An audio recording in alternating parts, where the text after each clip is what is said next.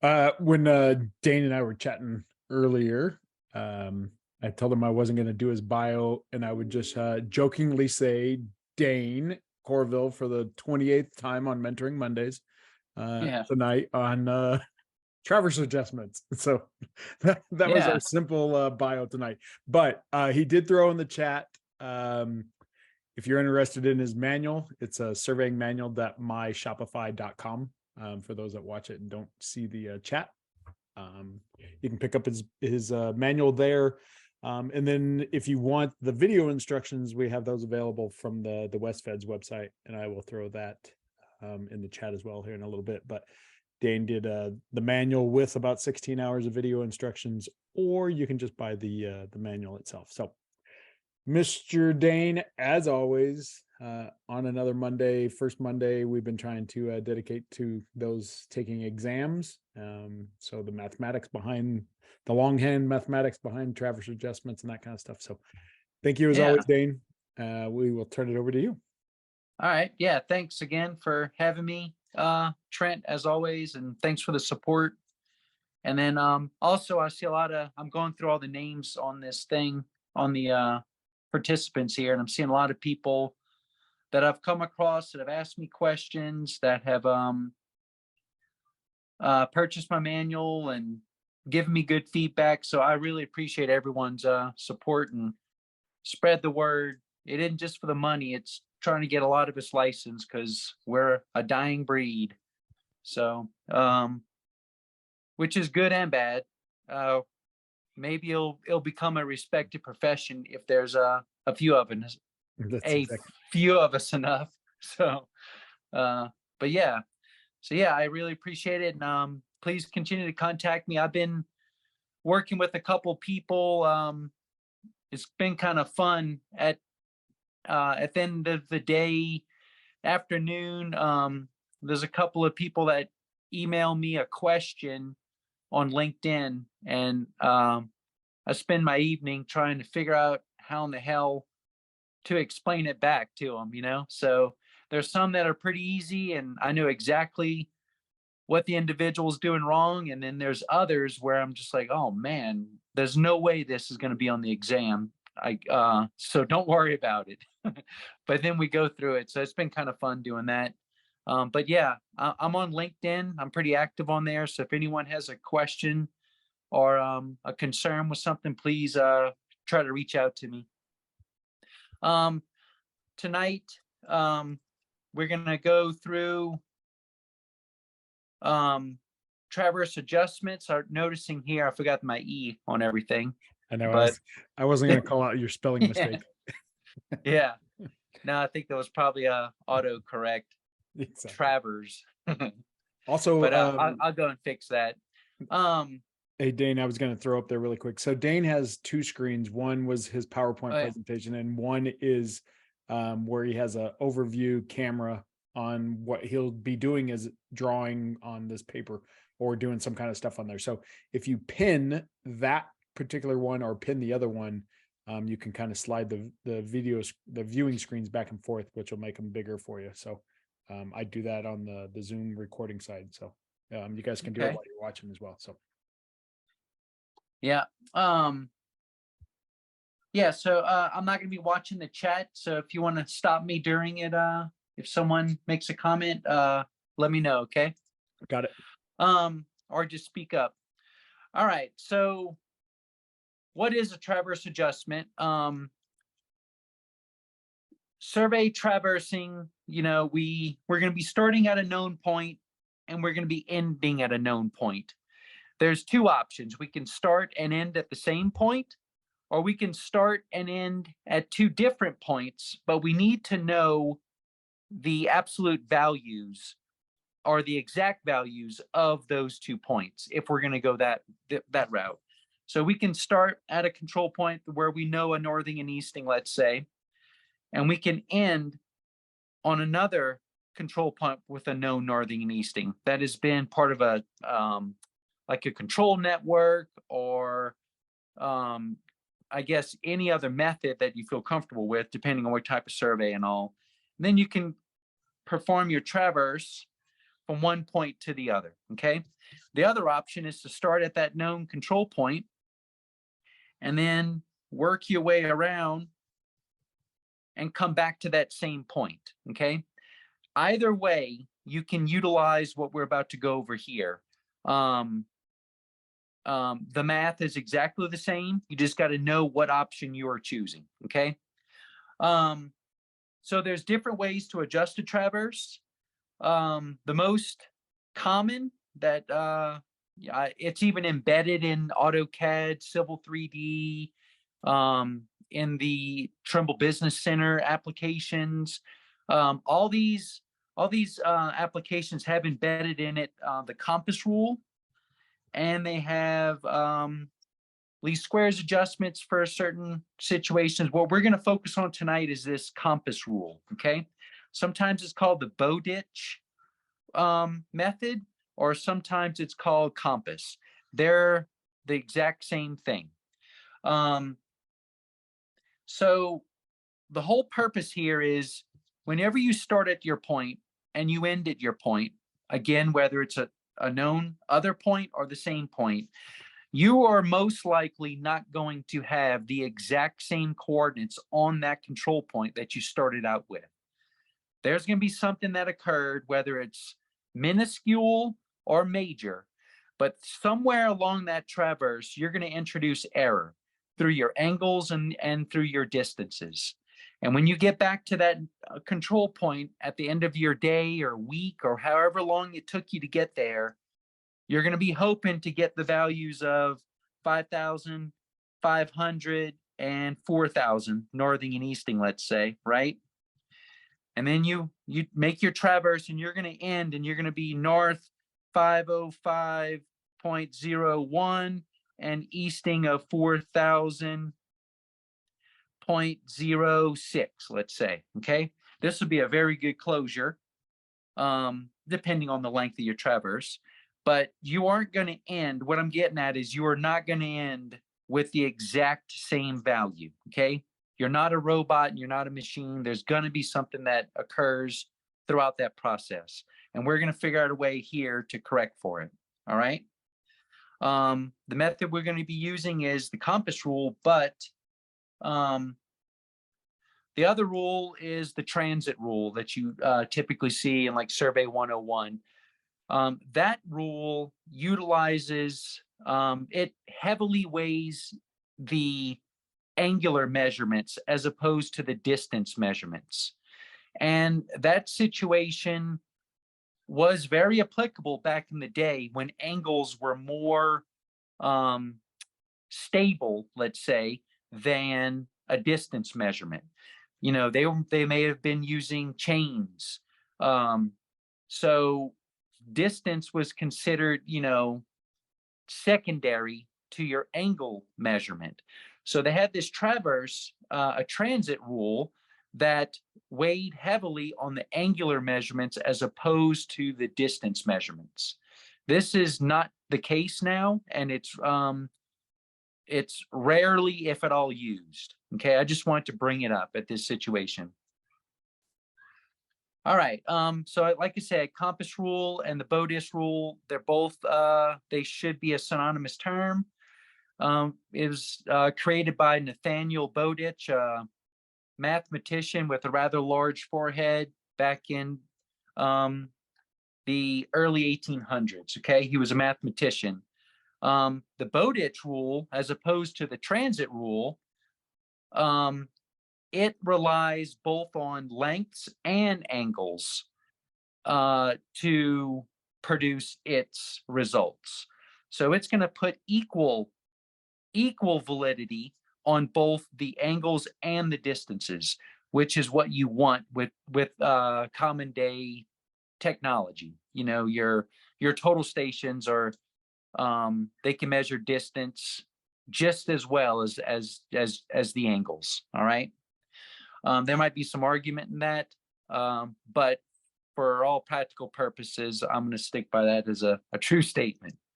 All right. So like I've said before in a bunch of other of these talks, ratios are extremely important.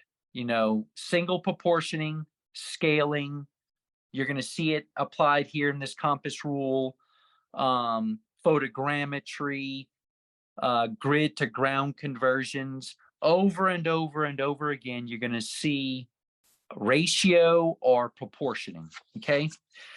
And I have a picture in this that'll show you exactly what I'm talking about. But what I'm trying to get at here is you're going to have your traverse.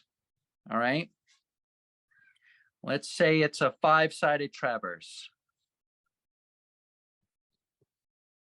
And well, I'm kind of getting into it now, but what I'm trying to get at here is the proportion of the whole traverse error is going to be directly proportional for each one of these legs as the length is of that leg to the perimeter of your whole traverse. Okay. So in this situation, the leg with the least correction of this traverse will be this leg right here, because it's the shortest leg of all the legs in this traverse. Let's say this leg, I know these two are similar in length, but let's say this is the longest leg. More correction is going to be applied to this leg of the traverse than any other leg because it's the longest compared to the perimeter. Okay. So longer legs will get more correction, shorter legs will get less correction. And I'm going to explain the whole process. All right. So what is the compass rule process? There's 3 big steps. First step is to figure out what is that misclosure. The next step is to figure out the latitudes and departures of each leg. And then the third step is to adjust each leg according to what you figured out in step 2. So we're going to find out how much correction we got to correct for. We're going to figure out the proportionality of each leg. And then we're going to apply that correction to each leg according to its proportion of the perimeter. I know there's a word, a lot of words there, but I'm going to go through each one of these steps. Before we begin, we got to figure out what the heck is latitude and departure. Okay. This latitude and departure, just think of it as a right triangle. Okay. You're going to have this right triangle here. We're going to be going from this point to this point, let's say. Okay. Point 1 to point 2. To go from point 1 to point 2, we're just going to go, they say, as the crow flies, straight from point to point, right? But when you go at that angle from point to point, you are really traveling a certain amount in an east-west direction, and you're going to be traveling a certain amount in a north-south direction. That north-south direction is going to be latitude, and that east-west direction is going to be called departure. So to get from point 1 to point 2, I've traveled X amount in an east-west direction, and I've traveled X amount in a north-south direction to get from point 1 to point 2. The hypotenuse is important. That's the hypotenuse. That's the straight line from point to point. And that is important in what we're doing. But essentially, what we need to focus on are these departures and these latitudes. It does add more math, but that's how we figure it out. And if you break it down into departure and latitude, you can also determine the direction that you've traveled. If I tell you that you are going to travel plus 3 feet in an east-west direction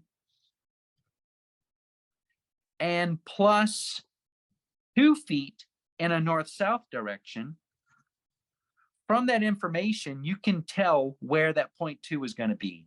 I'm going to go 3 feet positive, so I'm going to be increasing on the x-axis for 3 feet to this point. Then I'm going to go from that point 2 feet in a positive direction up the y-axis back to my point, okay? Now, essentially, this is a right triangle, and you can use sine, cosine, tangent, and all kinds of other applications, Pythagorean theorem, which we do heavily here, to figure out these legs and the hypotenuse of this right triangle. But essentially, it's just getting from point 1 to point 2 in an east-west direction, and from point 1 to point 2 in a north-south direction, and then combining those two to figure out where that point is, okay? The Pythagorean theorem is what we use over and over and over in this process, and that's just your a squared plus b squared equals c squared. And what that is saying is this length squared plus this length squared, and then if you take the square root of that amount, you're going to get the length of this hypotenuse, okay? This can be written as square root of a squared plus b squared equals c. If this were c, this were a, and this were b, okay? I think I've showed this before, but the Pythagorean theorem, how it works is if you have a right triangle, and I generate a square off of this leg,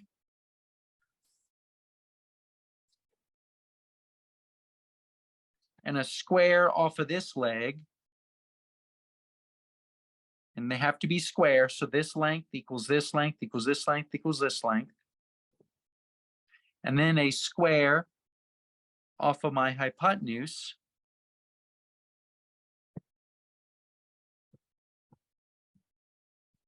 okay? What it's saying, the Pythagorean theorem is if I add the area of this square plus the area of this square, I'm going to get the area of this square, okay? So if this were the a square and this were the b square, this would be the c square. If this area was 2 and this area was 4, then this area is going to have to be 6, okay? That's what the Pythagorean theorem is. All right. I kind of went over latitude and departure, but let's go over it again because it is what we do over and over, all right? So again, it's going from one point. If you look at my green screen, if you're going from this point up here to this point, the black line is the straight line, the hypotenuse between the two. But in reality, I'm traveling south a little bit and I'm traveling east a little bit to get to that point, right? I'm doing it all the same time with this diagonal, but that is what I'm doing. So if I'm going from this point with a value of x4, y10, and I'm going down to this point with an x value of 18 and a y value of 3, all right, how would I figure out my latitude for these 2 points? All you do is you subtract your 2 y values. So I would subtract 10 from 3. All right. And I would get -7. Now, the direction that you go and you do that subtraction is important. Okay. It's going to tell you which way you travel. So if you use your start point value and you subtract your end point value, it's going to give you the correct signage, okay?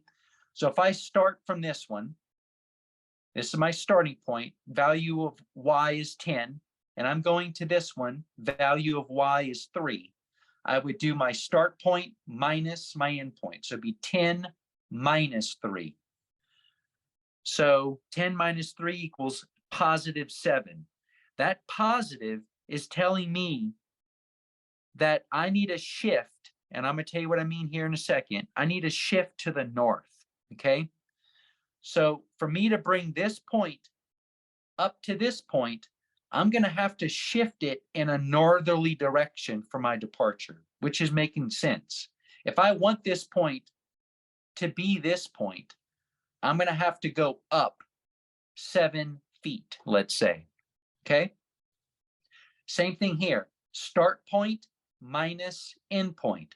So 4 minus 18, I'm going to get negative 14. I did my start minus my end. I get a negative sign. Negative tells me that I need to shift westward. And sure enough, to get from here to here, I would have to move in a westerly direction, 14 feet. So if I go north 7 feet and west 14 feet, I'm going to get to that point from this point. All right. You can try to focus on the negatives and the positives and all that stuff, or you can just logically look at this thing. Okay. If you don't want to get wrapped up in putting one number before the other and all that, I had to write it out here.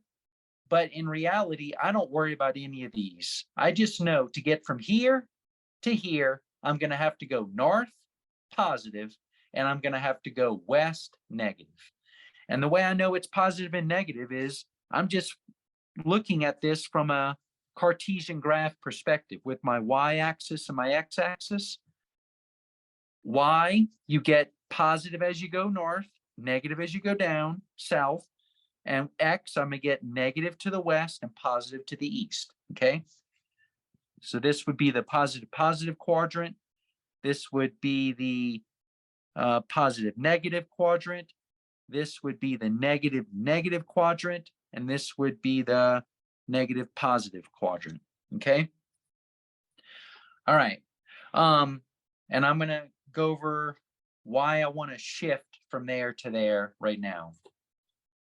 All right, so step one I mentioned was figuring out what the overall misclosure is.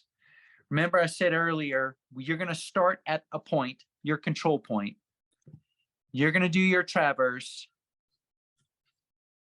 all the way around. And when you end,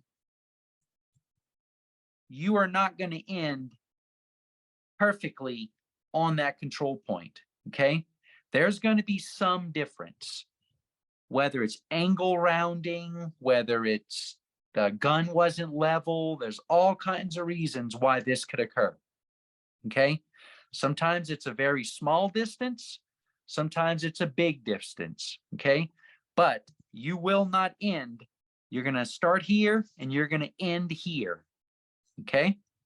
Or you'll start here and you'll end here. There's going to be some difference between where you start and where you end. And that's what we're going to be correcting for. So the first thing you do is you got to figure out how much distance am I really correcting for? Well, if we wanted to start here and we wanted to end here, oh, I'm sorry, we wanted to end here, but we ended here. This right here is my error. Okay, let's say this was a 10-foot bust. I know it's big, but let's just use some good round numbers. If I wanted to start, if I started here and I did my traverse and I end here and I'm 10 feet away from where I need to be, okay? So I get a distance of 10 feet from my start point to where I ended. But I need to break that down into how much departure and latitude and how much latitude is that 10 value of, okay? So I need to figure out to get from my ending point to my starting point, I need to go up whatever my latitude value is, and I need to go to the west, whatever my departure value is, okay? All right, so that's the very first step. And again, to figure out your departure and your latitude of this overall misclosure error is going to be determined by the Pythagorean theorem, which I have listed here. So your latitude value squared plus your departure value squared, that's your errors. Square root of that is going to tell you your hypotenuse of your error, okay? So how do we figure out departure and latitude from 2 points? Well, we did that here. To go in from 4 to 10, remember, to figure out my latitude, this red line, all I cared about were my Y values. Your Y values or your northings are going to reveal to you how much latitude you need to correct for. Your X values or your easting values of your coordinate, that's all you got to focus on to get your departure. So subtracting your eastings from each other or your X values is going to give you your departure. And to calculate your latitude, just worry about your Y values or your northings, okay? Which makes sense if you're thinking about that Cartesian graph again. A side note here, your precision of a traverse, after you figured out your overall error, we figured it out to be 10 here. If you divide that by the total length of your traverse, that's going to give you your precision of a traverse.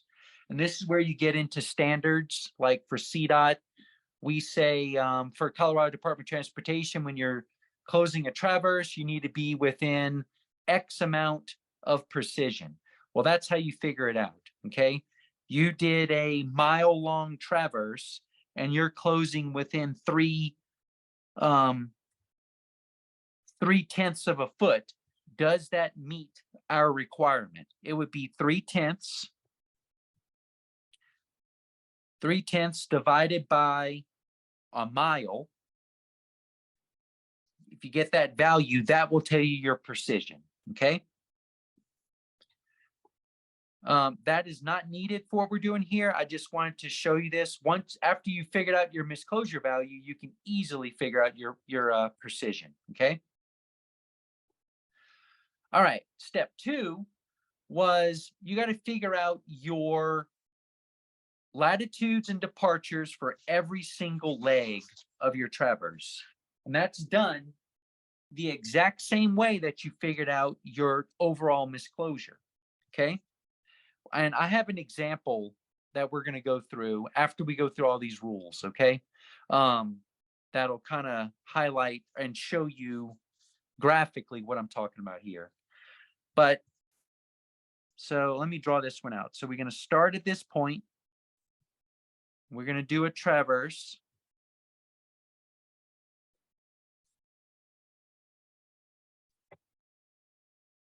And I'm going to end right here. Okay. So this is a 1, 2, 3, 4-legged traverse. This was my start point. This was my end point. The distance between them is going to be my overall error from one point to the other. But if I zoom into this, I get my overall error, but I really care about is my departure and my latitude associated with that misclosure, okay? But I'm going to be doing that exact same thing for each one of these legs. So to get from this point to this point, I'm going to have 0, 0 on this point. Let's say negative 100, negative 3. Let's say positive 3, okay? Negative 103. And these are all going to be x, y, x, y. So to get from my start point down to that first corner of my traverse, I traveled, if I'm starting at 0, 0 on my Cartesian graph, I went down 100 feet. I wrote these backwards. I was thinking northing, easting. 3, negative 100. So I went down my y-axis 100 feet, and I went east on my x-axis 3 feet. So in reality, I have a skinny little right triangle here that's doing this. And my latitude value is going to be y minus y is going to be 100 feet. So I've traveled 100 feet in a northerly, southerly direction. And I'm going to go from this point to this point, and I'm going to travel 3 feet on a x-axis or my easting direction. So this value is 100 feet, and this value is 3 feet. Okay. Does everyone see that? And the same thing is going to happen for this triangle. I'm going to start at this point, and I'm going to go here. That's my hypotenuse. But in reality, I have a little triangle here, right triangle, and I'm going to be going up a little bit, and I'm going to be going east quite a bit. Okay. I don't know the value of this, but I could say it's going to be somewhere in the vicinity of, let's say 50 and 5. Okay. I'm traveling 5 feet north, and I'm traveling 50 feet east. That's what this tells me. The same thing is happening for this one. Yep, I'm going my hypotenuse distance, but I really am traveling a X or a Y amount north and an X amount east from this point. And I keep doing that all the way around. So I'm going to have several sets of latitudes and departure values associated with this traverse. I'm going to have one for every leg of the traverse is going to give me latitudes and departures. And I have my latitude and departure for my misclosure. Okay.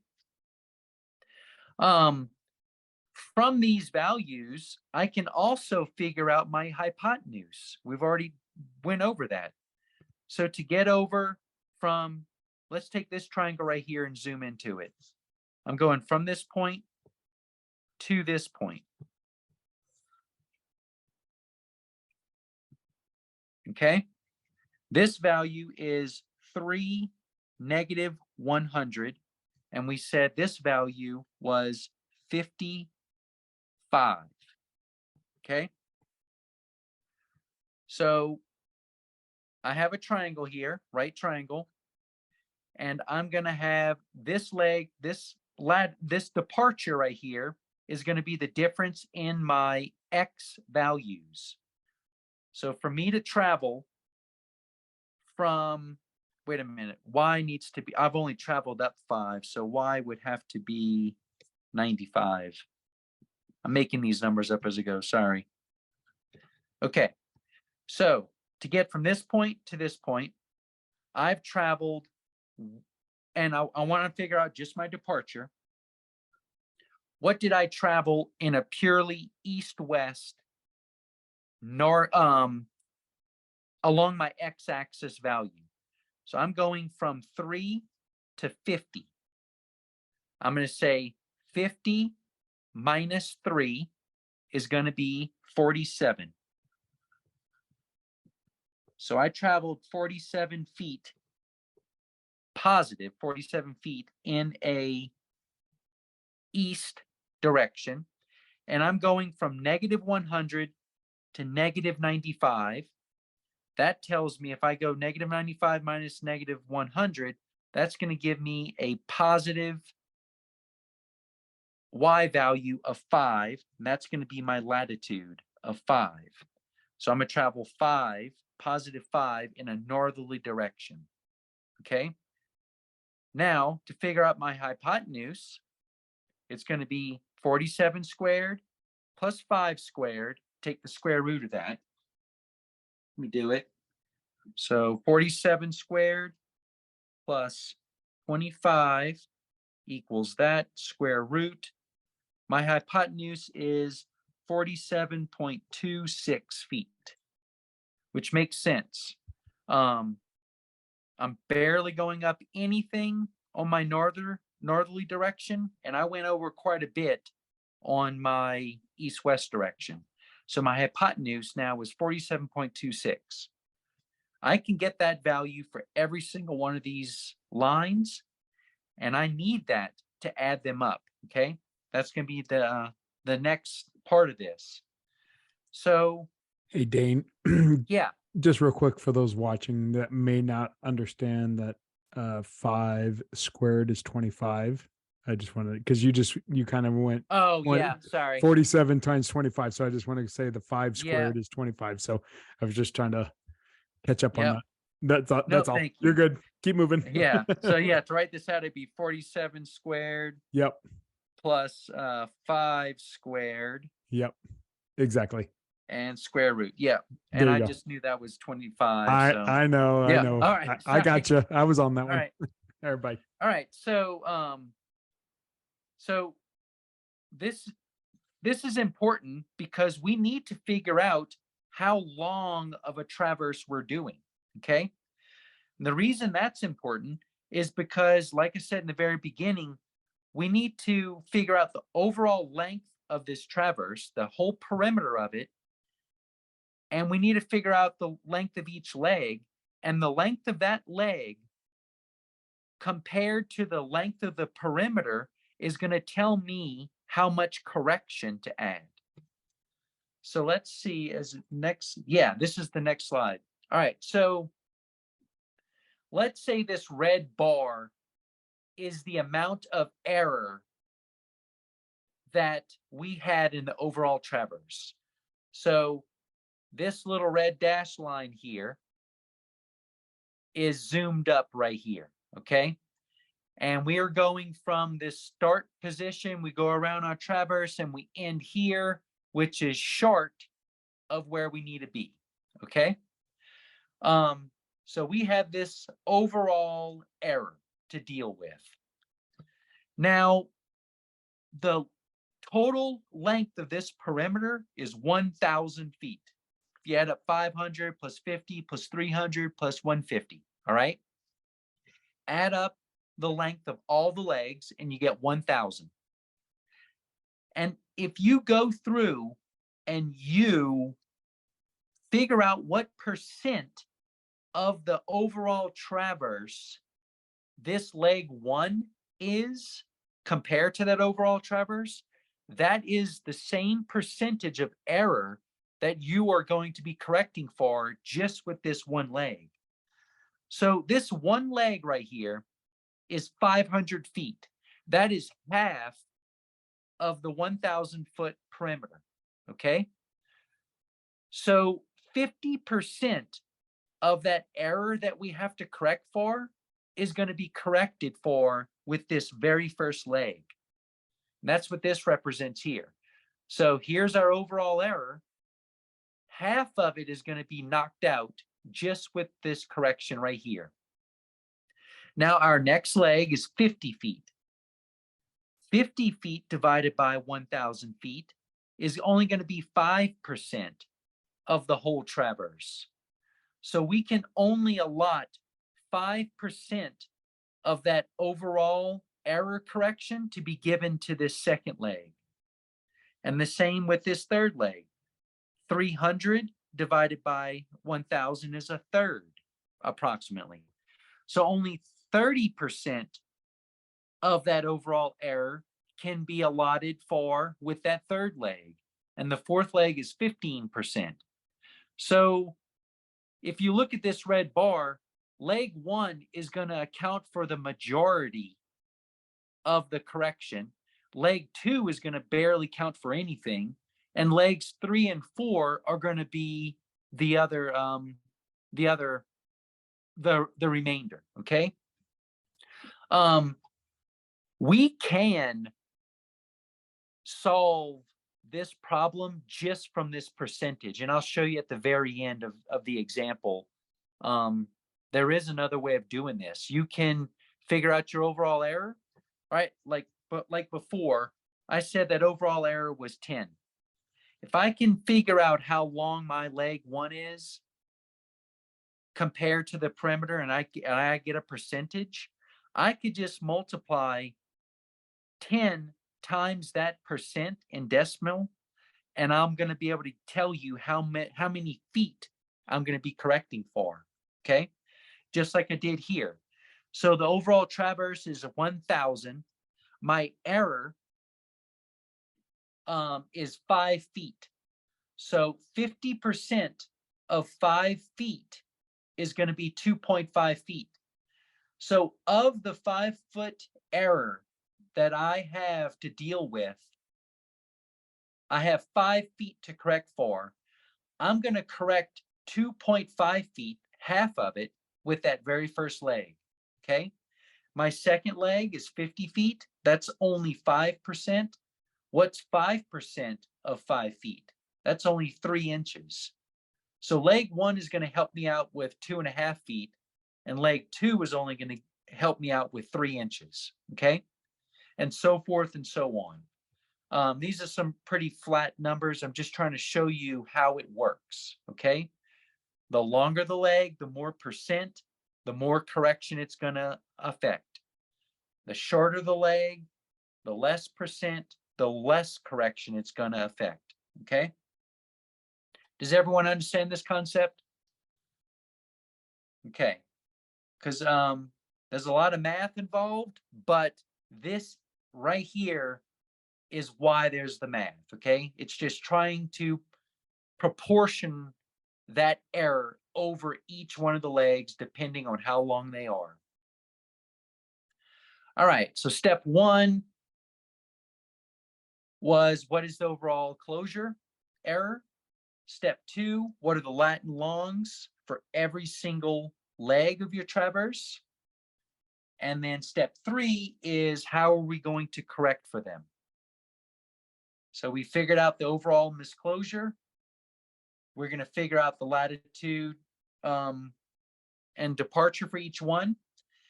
Now, we're not just going to figure out the latitude and departure in step 2. What we really need to do is figure out how much correction for each leg. Okay. The formula for that is your overall error, which you found out in step 1, times the length of that leg, length of leg that you're dealing with, divided by the total perimeter of your traverse. Okay. So if I had a misclosure of 5 feet, the total perimeter of that traverse is 1,000 feet, and my leg length was 500 feet.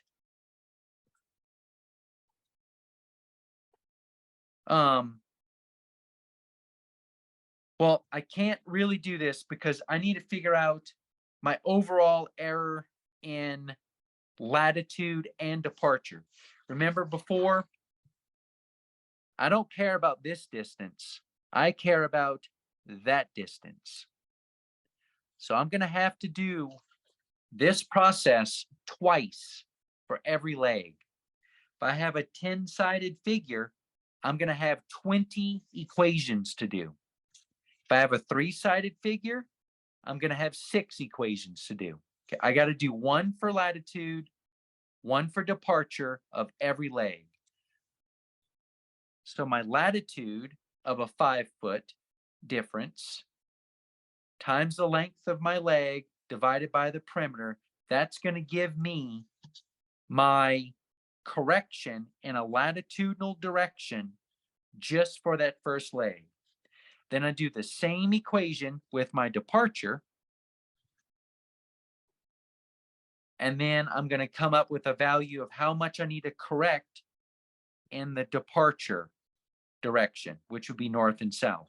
Okay. Again, we're going to go through an example of all this. All right. So again, there's going to be 2 equations for every leg. You need to figure out what am I going to be correcting for latitudinally? What am I going to be correcting for in a departure? All right, so now that I know my departure and latitude correction for every leg, now I just need to apply that to my traverse to figure out where my new coordinate values are. And the way I do that is I'm gonna have my unadjusted latitude for my first leg, and I'm just going to add my correction for it. So see if I have a, that's going to there. So leg 1, started my point here. I'm going down. Let's make it at an angle so you can see. Going down to this point here. Okay. Let's say, and this is going to carry on up and away for my whole traverse. Let's say my whole perimeter was 1,000 feet. That leg plus that leg, that leg, that leg, that leg, all summed up equals 1,000 feet. My error closure here from my end to my start is 10 feet. Okay. And I figured out for this leg a departure and a latitude. Okay. And through step 2, I figured out a percent. I'm sorry, a correction latitudinally and a correction in departure to correct for this point. And what I'm going to be doing is I'm going to be moving this point. Actually, if you look at it up here, it would be a little bit. This point would really be, I'm trying to think. Yeah, it should be right here somewhere. Okay. And then when I go to this point, this is where I thought it was, but in reality, it's going to be a little bit right here. And this point would really be a little bit right here. And this point should be a little bit here. And when I keep doing that around at my very end, this will be on top of that point. Okay. So what I'm doing here is I'm trying to figure out how much to move this point in a latitude and a departure direction. Where do I go from where I think it is to where it should be? I know from step 2 how much I need to go up or down to get to that point, and I know how much I need to go left and right to get to that point. Now I just have to do it. Okay. And the formula for that is my adjusted latitude value is going to be what the latitude value was previously plus my correction. Now that correction could be a negative value or it could be positive. And in the example, I show you both ways. So to illustrate this, let's go do the example. All right. So here's our traverse.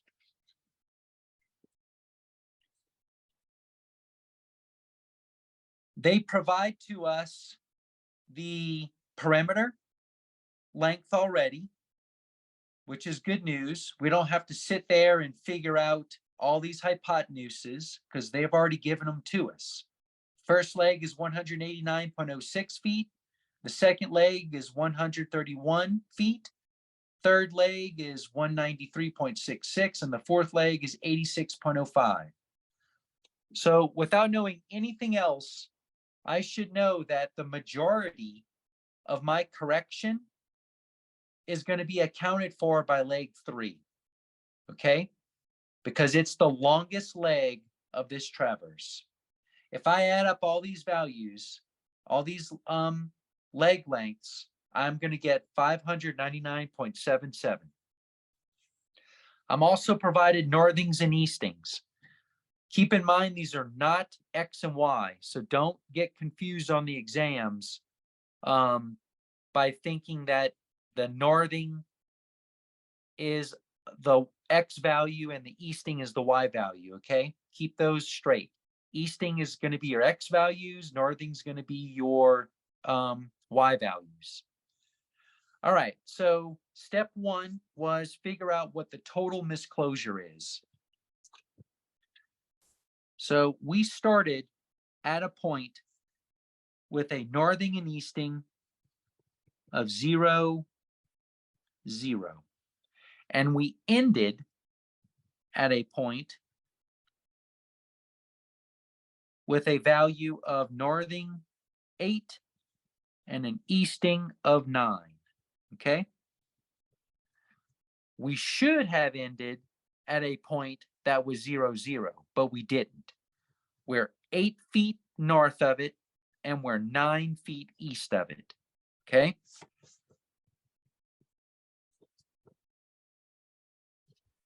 How much do I travel from this point to this point in a north-south direction? That would be my northings. I'm going to have to go down 8 feet to get from here to here. To travel from this point to this point, I'm going to have to go down 8 feet, or -8. To get from this point to this point, I'm going to have to travel in an easterly direction 9 feet.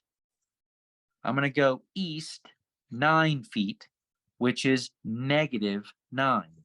Because if you think of it as y and x axis, if we travel east on the x axis, you're getting smaller values. And if you're traveling south on the y axis, you're going to be getting negative values. So I need to go -8 and -9 to get from point to point. Now, what is my overall error here? It would be -8 squared plus -9 squared. Take the square root of it. That's going to give me my overall error. So 8 squared plus 9 squared equals that. Square root, I get 12.04 feet from this point to that point along my hypotenuse. So that right there is my overall error. If I know my perimeter, by the way, is 599.77, and I know my overall error is 12.04, divided by 599.77, I have a precision of 0.02 feet. Okay. By the way, this was precision. Not necessary, but you know how to get it. Overall error divided by the whole perimeter of your traverse is going to give you your precision. Okay. So these are the values that I'm going to have to correct for. I need to figure out how to go down 8 feet throughout my traverse, and I need to figure out how to go east 9 feet throughout my traverse. And I'm going to split that 9 up and that 8 up proportionally given the length of all the legs. Leg 3 is going to take the brunt of it. Leg 4 is going to do the least work. Okay. All right. So we figured out step 1 is what is the overall misclosure, latitudinally and in departure. I knew these numbers just by looking at it, but in reality, if you take your starting value and you subtract your ending value, start minus ending, so it'd be 0 minus 8. That'll give you -8, and that's northing, so that is your latitude. And your starting minus your ending, start minus ending, -9, that was eastings, so that'll be my departure value. So that's my error, overall error, latitudinally and in departure for what occurred here in this situation. Okay. Now, that's step 1. Step 2, the next thing I'm doing is I'm going from my traverse point 0, 0. I'm going to go down to my first angle, my first end of my first leg. And the value of this point is northing -188 and easting of -20.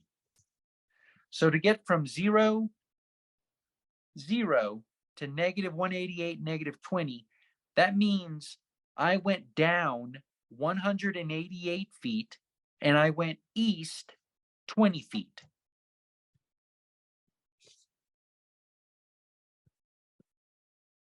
Okay.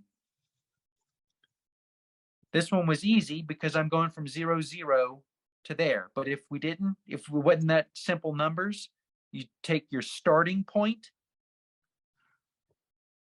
Let's do northings and eastings. Starting point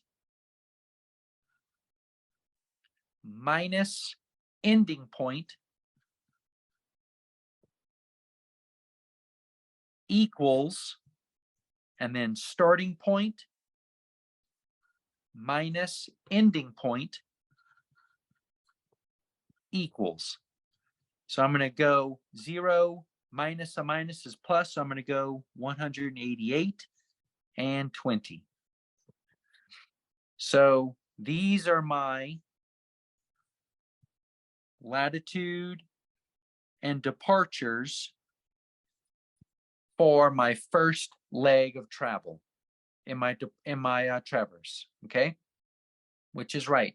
I'm going down 188 and I'm going over 20 to get from this point to my first point. And I know it told me the distance is 189.06. Let's see if that's right. It should be 188 squared plus 20 squared, square root of them. 188 squared plus 20 squared equals that square root. I get 189.06. So that is true. To get from point to point, I went down 188 and I went over 20. All right. Dane, will you write that just real quick in a formula so everybody can see it? Just like you did on the last one, the square root and all that. Oh, yeah. Yeah. There you go. So it'll be 188 squared. Yep. Plus 20 squared square root. This is going to be my leg 1 length. Perfect. Okay. There we go. So that takes care of leg 1. Now, let's not even worry about the next leg. Let's just focus on this leg right here. Okay. So step 1 is, what is my latitude and departure error for my whole traverse error? So it's going to be -8 latitudinally, -9 departure. The next step is, what are my latitudes and departures for my first leg, which we figured out. And the formula for that was, all right, so this was step 1. All right, the formula, I do all the math here in this slide. You can give these out too, Trent. Yeah, perfect. If you'll send it to me, I'll send it out. All right, so step 2 really is, what is the correction? Okay, I will. What is the correction for latitude in this traverse, in this leg? And what is the correction for departure in this leg? Well, the formula states it should be correction for latitude equals my overall error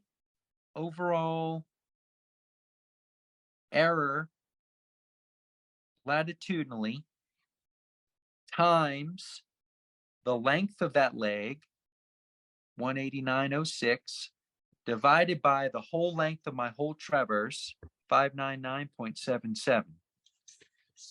So what is the overall error of latitude for this whole traverse? It was -8. So I can replace my overall error latitude with -8. So let's see what that is. 8 negative times 189.06 equals, divided by 599.77 equals, I get -2.522. Okay.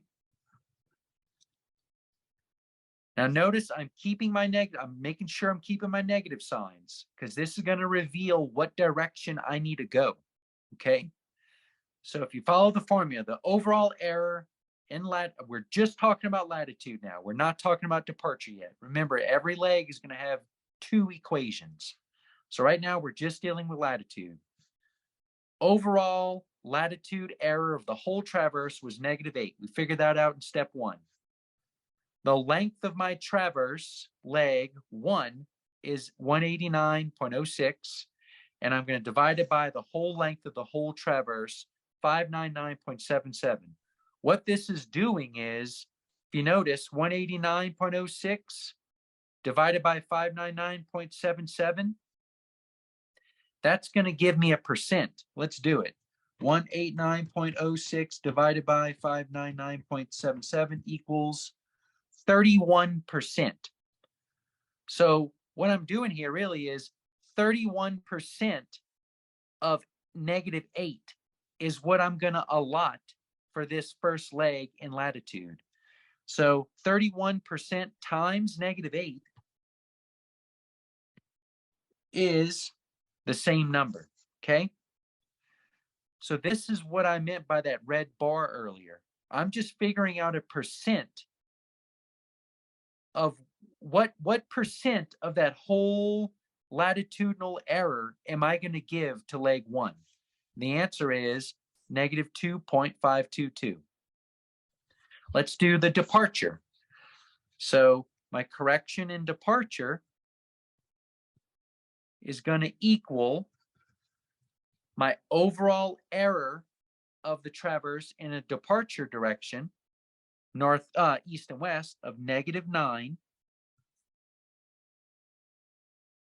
times the length of that leg again, 89.06, divided by total length of the traverse. All right, if I do this, I get -2.837. And I can guarantee 31% of 9 is going to be this value. Let's try it out.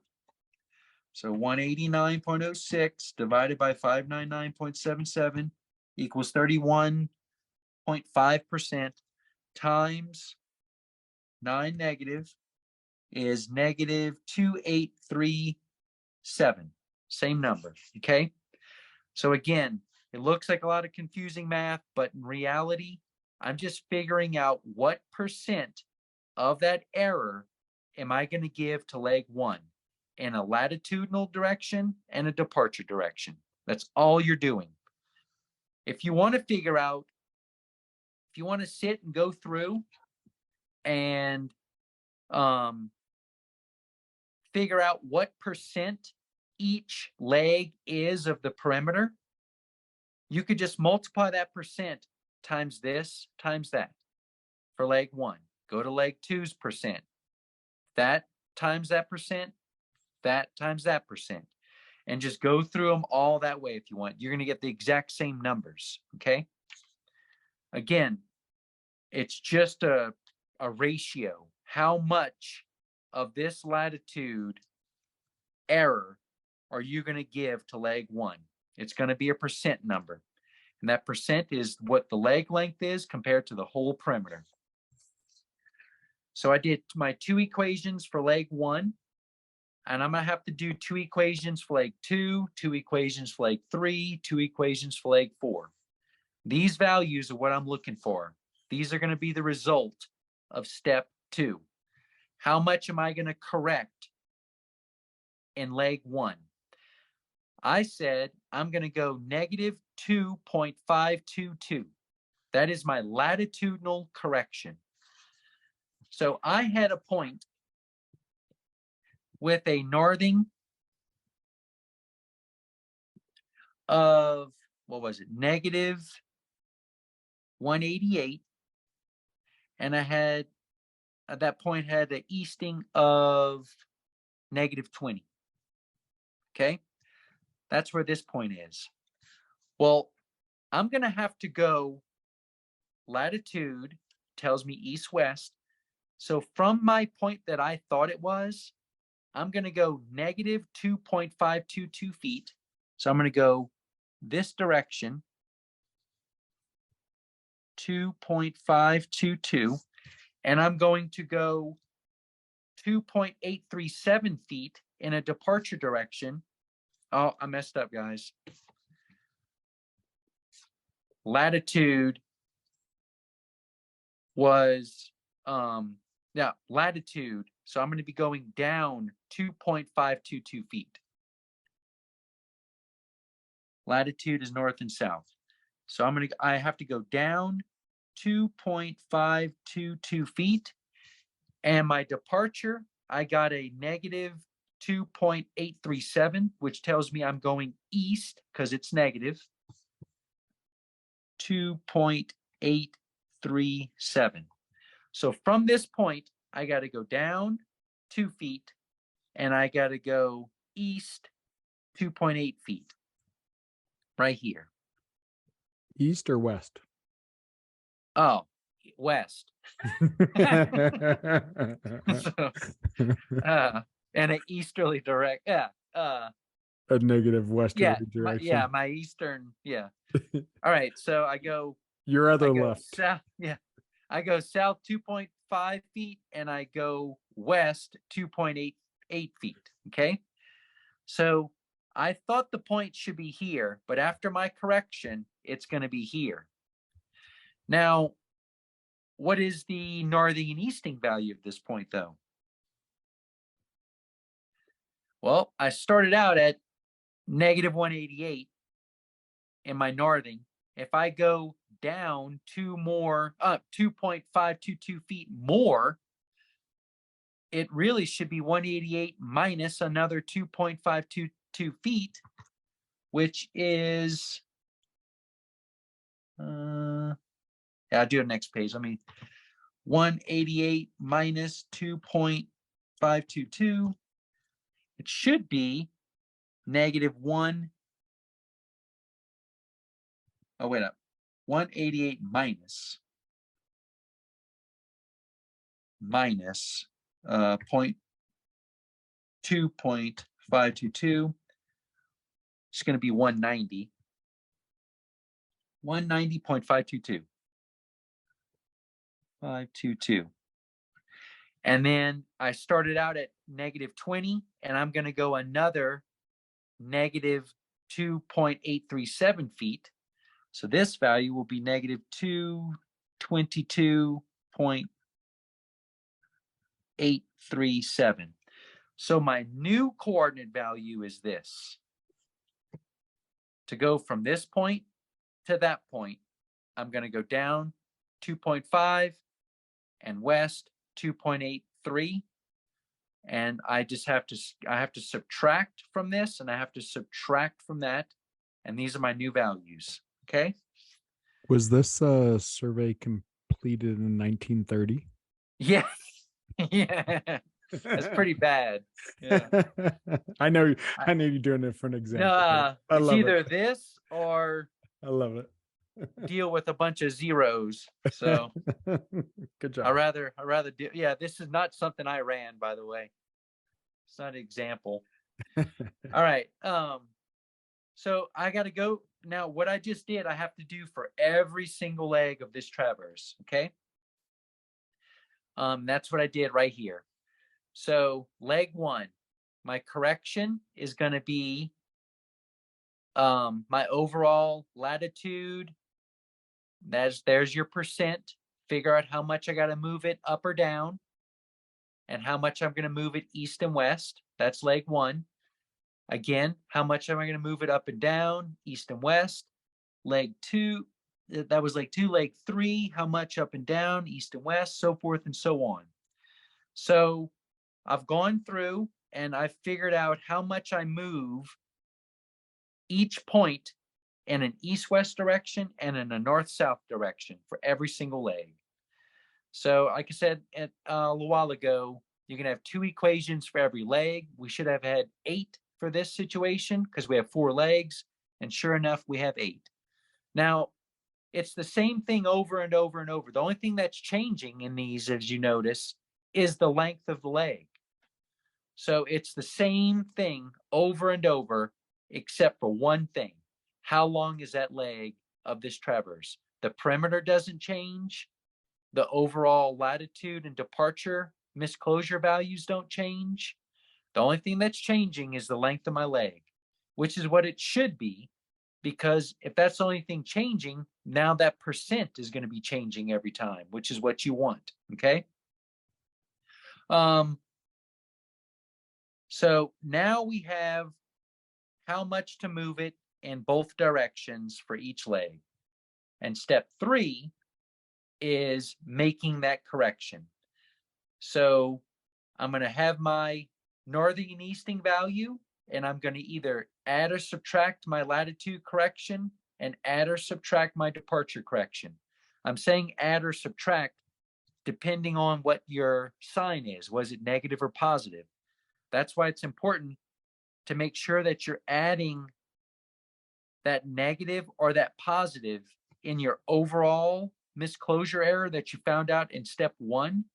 The very beginning, it's very important to get that figured out properly. In this situation, I mean, like I said before, you should be able to look at it and tell, but just think about it logically. If you're ending here, you want to be here. You want to go from here to here.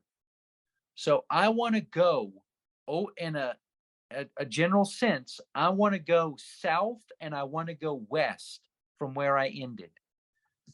South and west. That should be a negative and a negative. And sure enough, I get negative and negative. Okay.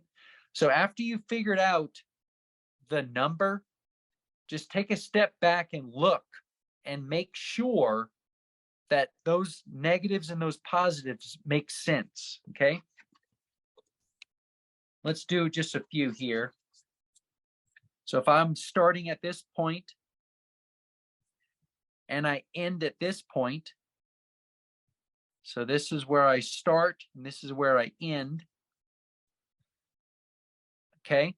If I want to go from my ending, I always want to go from my end to my start. I'm going to have to go in a south and a west direction, negative, negative. Let's make it starting here, ending here. Okay. Start here, end here. I want to go from end to start.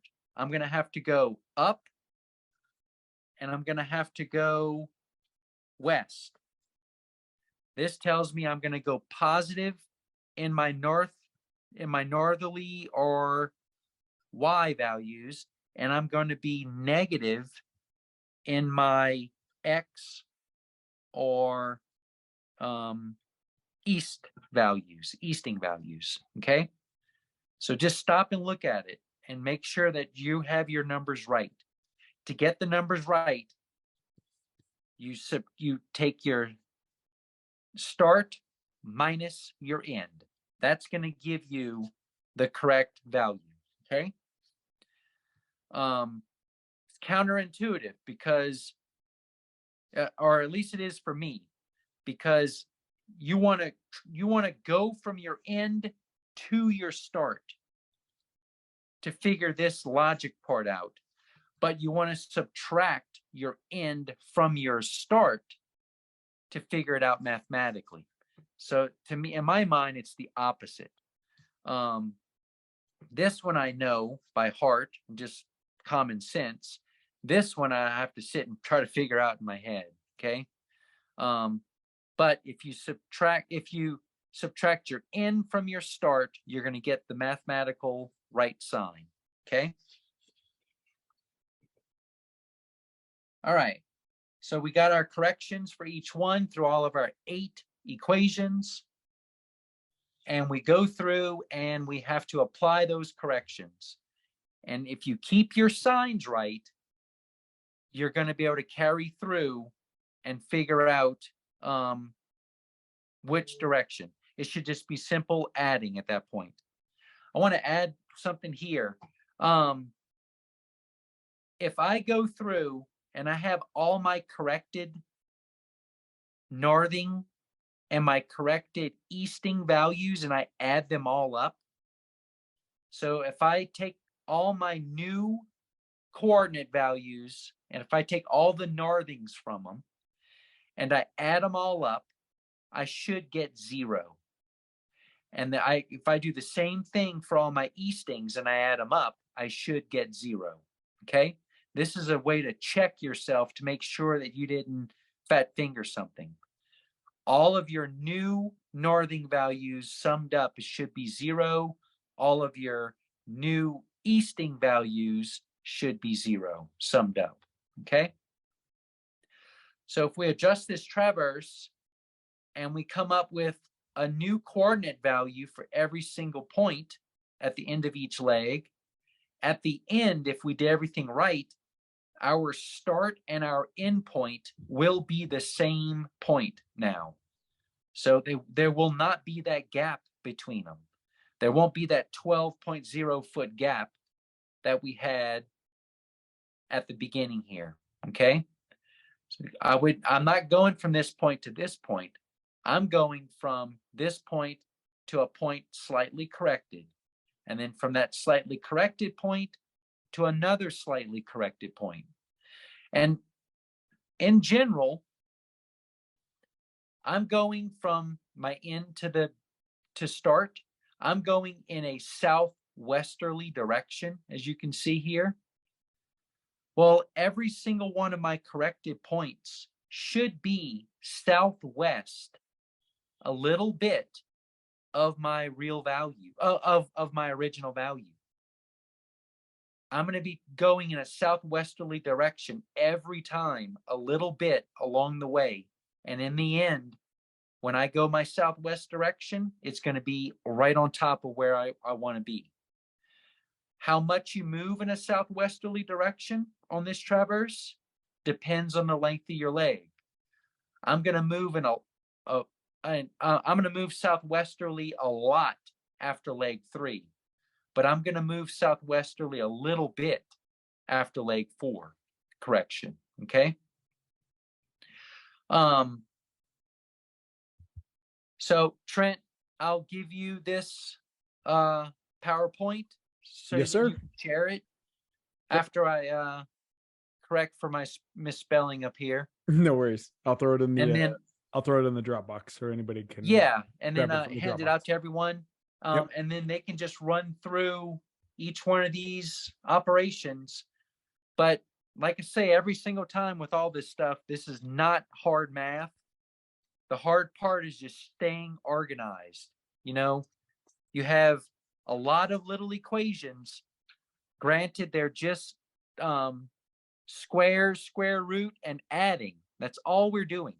This whole time, we're just square root, square, and add. That's the extent of your math. The only part that you really got to focus on is trying to stay organized with each one of these. Okay. You have 8 equations that you're trying to do, and you need to figure out, how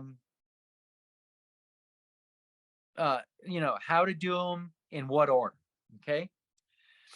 So step 1, in summary, step 1, what is your overall latitude error? What is your overall departure error? Step 2, what % of that traverse is for each leg? And then from that percentage, you should be able to figure out what chunk of that error to correct for with each leg. And then after you figured out what the correction is, you got to make sure that you're adjusting to your new point. Okay. Are there any questions? Feel free to. So we got a couple of things. One, I do have to make a funny. So Yeah. Sean is from Connecticut, I believe. If I don't get that wrong, Sean. His wife sometimes listens in on Mentoring Mondays and said the Bowditch sounds familiar. Turns out she studied his celestial navigation books in college, and she's the 4th cousin 5 times removed from Bowditch. So there's that Wow. whole 6 degrees separation from Kevin Bacon. What That's awesome. I put my foot in my mouth by saying he had a big forehead. Yeah, no, that was funny. It was funny because the picture you showed. And then Dustin just chimed in on there as well and says the surveyors I'm currently working with use the Crandall method. This is different from every surveyor I've ever worked with. Does anyone else run this method for their closures? So is that something you can chime in on? Jerry, do you? Yeah. Redirect. Yeah. The Crandall method. Crandall method is a quasi least squares method. What it does is it does not adjust the angles. It only applies a least squares adjustment to the distances. Okay. That's primarily because the observation equations for distances and the least squares adjustment are so much simpler than angle adjustment observation equations. It's you think of it as you're talking about the transit method. It's one like where the angles are held held and the distances are adjusted. Think of the Crandall method as a more modern implementation of the transit method. You will see it in software packages today yet, although it's not very taught very often. On my website, I have in my spreadsheet section a traverse adjustment spreadsheet that allows you to do up to 10-sided traverse, and it does it by the transit, compass, and the Crandall method, so that you can see the differences in the adjusted values. Okay, that'd be cool to see. Is the compass typically more accurate or more? Well, because with just a simple loop traverse, or if simple link point-to-point traverse, you've got such a low redundancy network. You've only got 2 redundancies in it, and that's what allows you to compute the latitude error and the departure error. Any method isn't going to give you a really strong a statistical solution. Even least squares isn't going to be really strong because of the lack of redundancy. There is a difference, but with contemporary measurements, I don't think you're going to see that much of a difference between the 3 methods, because the compatibility of the angle and the distance accuracies are close. They're not like it was back in the days of the rule. Yeah, I mean, they're highly accurate angles and less accurate distances. Right. Thank you. So it's kind of like the way I see it is compass is Crandall times transit. You know what I mean? It's like one focuses on distance, one focuses on angles, and then compass it pretty much tries to set them equal, right? So okay. Yeah, thank you for that. Hey, Jerry, just real quick. So I threw in the chat for everybody, and obviously I pump it out on every email and the website stuff, but Jerry Moen, AMAHUN.com. But is it under your traverse adjustment? So it'd be under, what is that, number 8? And then you have balancing angles, chapter B. I'll look it up and I'll put it up in there. Okay. Okay, throw it up in the chat, and then I'll follow up with some of that. You have a traverse adjustment under chapter E as well, but compass rule.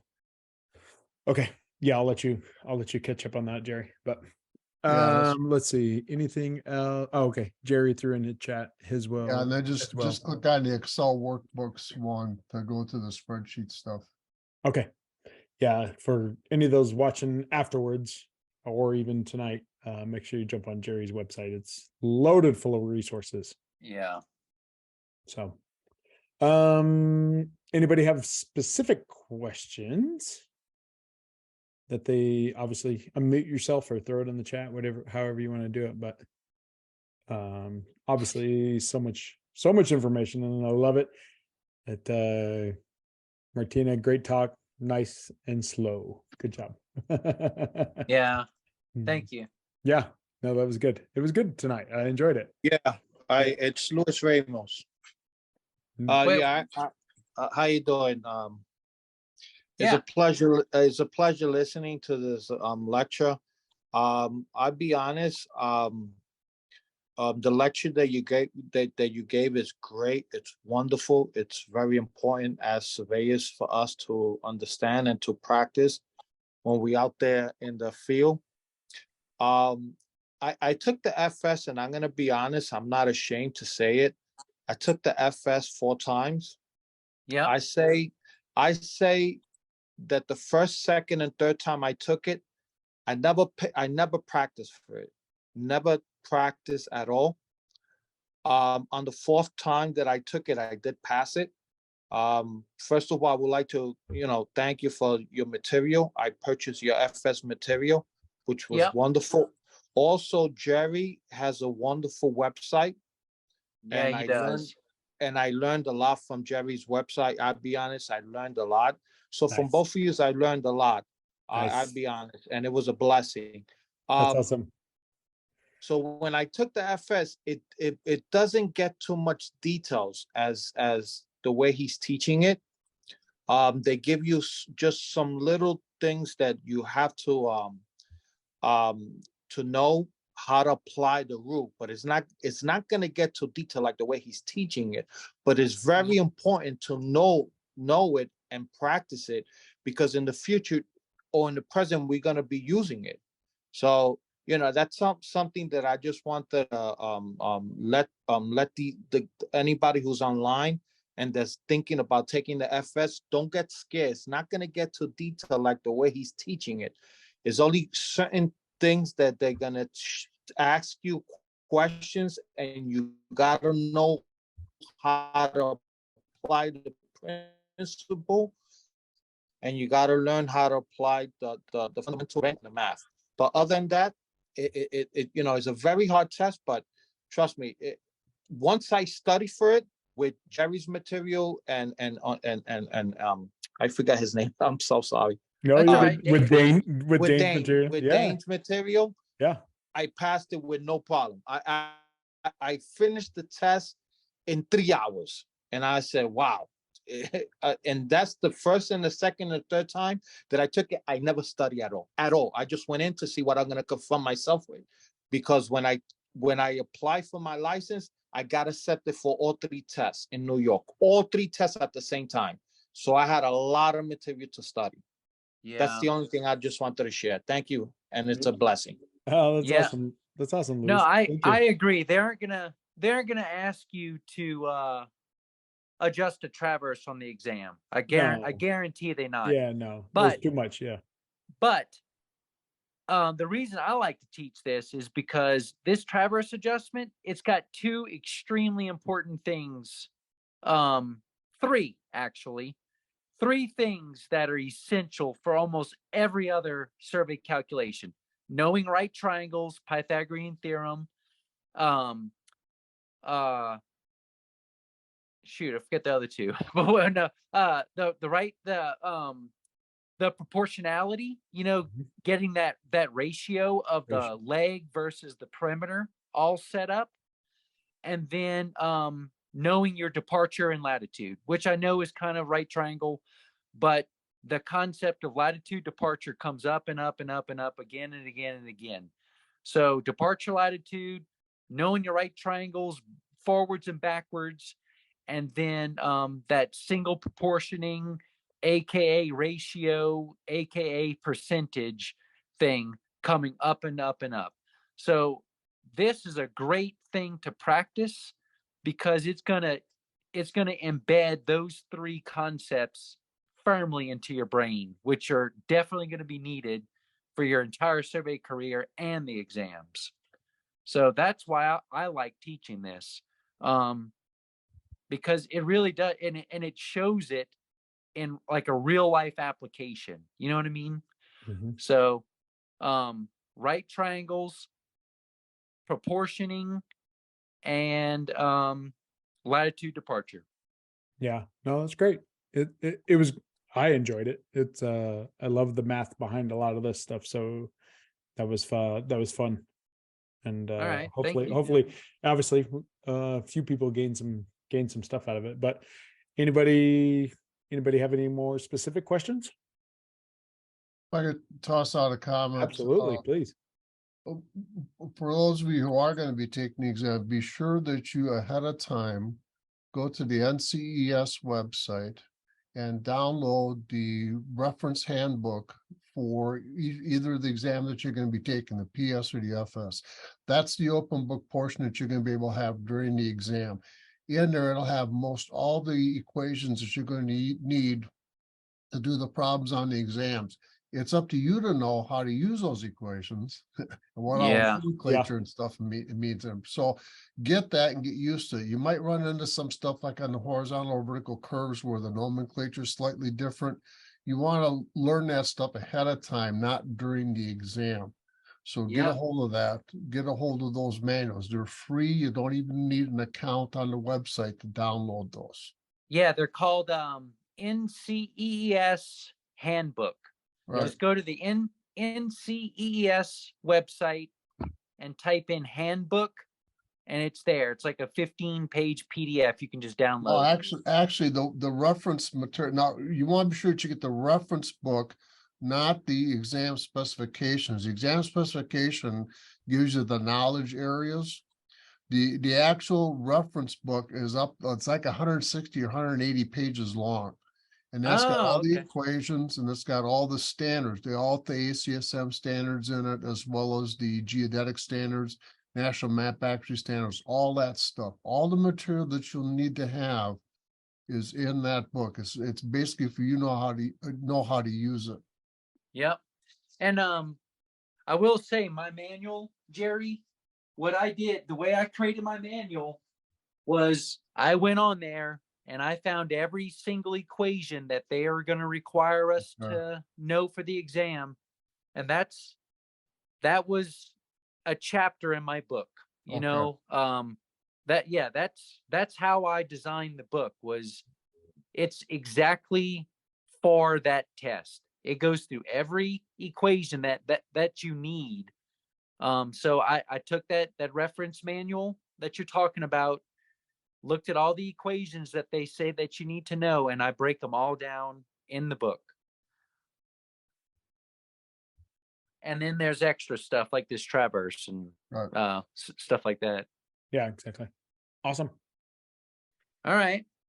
Well, thank y'all. And yeah, if anyone's having, you got my email available to everyone. Just if y'all have questions, feel free to reach out. I don't mind answering stuff. Are you doing your official mentoring yet, like we talked about? No, I'm not yet. I'm trying to figure out. I did get some really good feedback, and people said that they want to be involved, and I'm trying to figure out a good timing. So I'd like to make that announcement too. I am trying to deal with a timing thing. Yeah, I got people from Florida and people from Spokane. Yeah, exactly. So that's why this whole 4 o'clock Pacific time works the best. It's 7 o'clock Eastern, 4 o'clock Pacific. So it's the best we could do to get everybody in the same time zone. So yeah, that is a good happy medium. So I am trying to figure that out in just my personal life, and trying to figure out what day would be best. I know summer's coming up, so exactly. Yeah. But yeah, I did get a lot of good feedback. So if y'all are on here, thanks. And I'm not ignoring you. I'm trying to figure out, make everyone happy. So to back that up, Dane had lots of requests for individual mentoring. And so Dane is entertaining possibly doing a kind of like a Mentoring Monday situation where he would do mentoring as a Zoom based situation and get together whether every week or every 2 weeks or whatever, but kind of providing mentoring to help those pass the exam. So I've been doing it here and there. Yeah, I've been doing it here or there, and it's just, to individually do it 7 times a week. I'd like maybe just combine it. I know it kind of takes away when you add a lot of people, but it's okay. Yeah, so I'm just trying to figure out the best way to make everyone happy and try to help. So those that watch this later down the road, check out Dane Courville's LinkedIn site, and you'll be able to kind of stay up to date on what he's offering there. So, all right, there you go. I love it. as always, I appreciate your time and efforts putting this together. This was not as hard as some of your other classes to present over Zoom. It was a little easier Yeah. to follow along. For those that do watch it later on, I'm sorry that you get dizzy zooming back and forth between the two screens. Yeah. Yeah. But it's the best way we could do it. So as I appreciate it, and everybody have a good week and happy Monday night. Bye. Everybody. Yep. Thanks, everyone. All right. Thanks, Dane. Yep. Bye, Thank guys. you. Bye. I'll be in touch. All right. Thanks, Dane. All right, take Bye. care. Bye.